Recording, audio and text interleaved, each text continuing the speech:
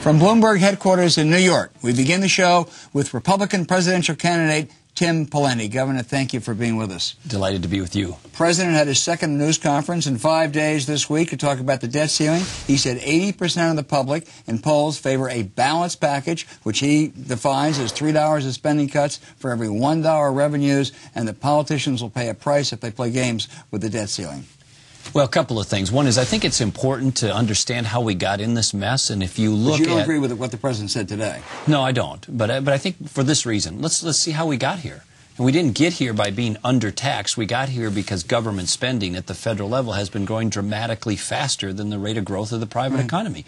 And then number two, as to the solution, the president needs to stop lecturing everybody every 24 hours and get the deal done and get something done that's structural and permanent. And look, the Republicans so these press conferences are really lectures and posturing. Well, he's certainly spinning, but we got to solve problems. And I wish they didn't raise the debt ceiling. But if they're going to do it, Al, we need to get something structural that's meaningful and measurable that will get the country back on a better track. Let's get to that in a minute. We'll talk about getting the debt ceiling done. Mitch McConnell, as you know, has a proposal to get the debt ceiling done, where the president has to come back with spending cover.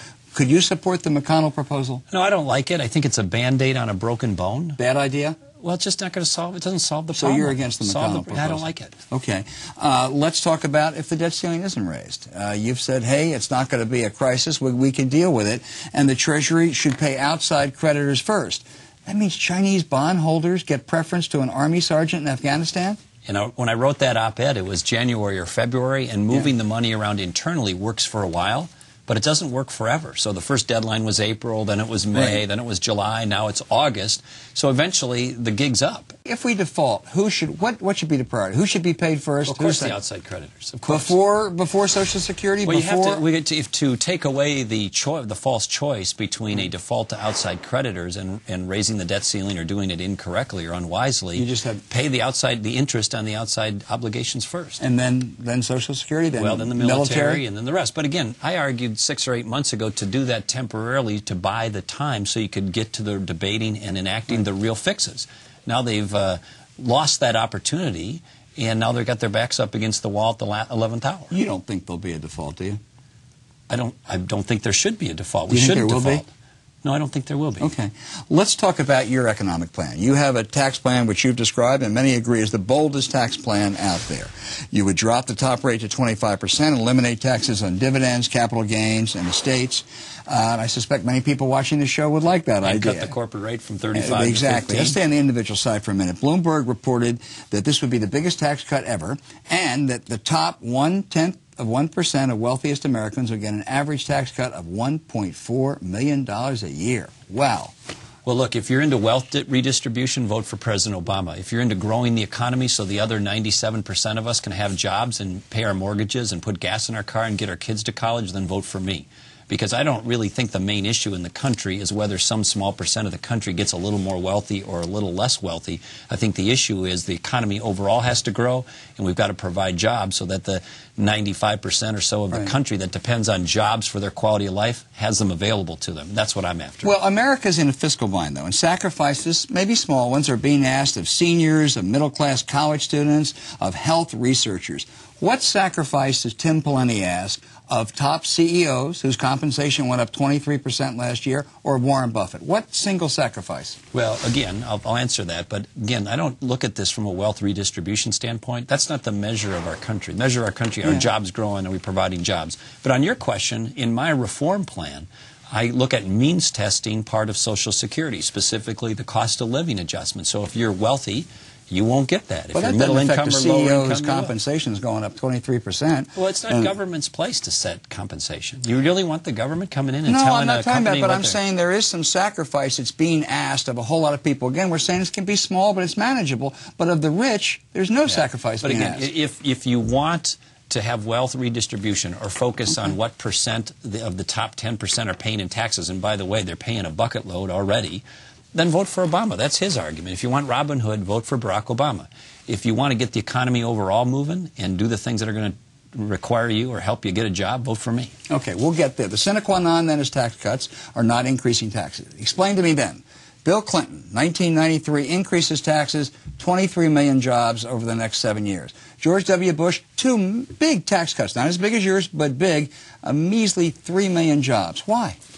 Well, there's other things that go on. So if you go back to Reagan, for example, and you isolate the effect of the Reagan tax cuts, right. I don't think there's any dispute. They not only cut taxes, but they grew government revenues. But what they also did at the same time is raise government spending.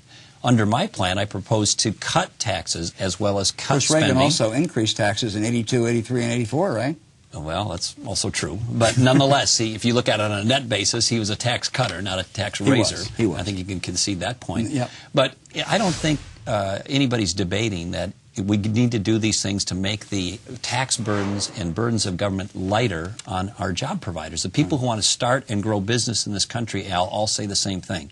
It's too costly, too difficult, too slow, over-regulated, too discouraging, too uncertain. And you have said that your calling card in this race is your record as governor. You've contrasted it to Congresswoman Bachmann and even to Governor Romney. But let me ask you this. The central issue is jobs. I just looked up the other day. Under John Huntsman, 5.9% job growth when he was governor. Rick Perry, 12.5%. A lot more than under Tim Pawlenty. Why shouldn't? What do you have that Huntsman and Perry don't have? Well, a couple of things. One is I operated in a blue state, so we're taking it from way over to the left to something more mainstream, and so you got to look at the starting point. But in Minnesota, when I left office, we had one of the lower unemployment rates in the country, and post-crash, our job growth rate was one of the fastest in the country. So if you look at it overall, I cut taxes, I cut spending, I did school reform the right way, I did health care reform the right way. So you'd be better than Perry or Huntsman? Well, yes, but I also didn't start with Utah or Texas as the starting point. I had the land of McCarthy, Mondale, Humphrey, Wellstone, Ventura, and now Al, United States Senator Al Franken. And so it's one thing to rubber stamp, a conservative legislature's work. It's another thing to move the needle in a state like Minnesota. As president, could you envision openly gays or lesbians in your cabinet?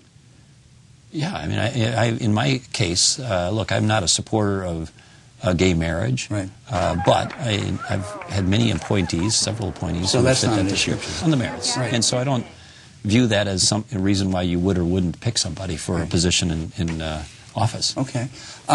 Your campaign has been depicted as struggling. You said, hey, it's early. Campaigns always struggle early. But you have an Iowa straw poll coming up in less than a month. Are you going to win that? I don't know that we'll win it, but Will you finish at least a close second? We need to be showing progress. So the Des Moines Register poll, which is a credible poll, had us in 6th or 7th place, so we need to move up from there for the straw poll in 60 days or now 50 days, and then we need to be in a position to win. I'm going to press you just for a minute. What's moving up, first or second? Top few. Top 3? Well, we're not putting a number on. We just got to show significant improvement, and part of it is also who else is in that mix. Right. In terms of their viability going forward. Governor Tim Pawlenty, thank you so much for being with us today in this conversation.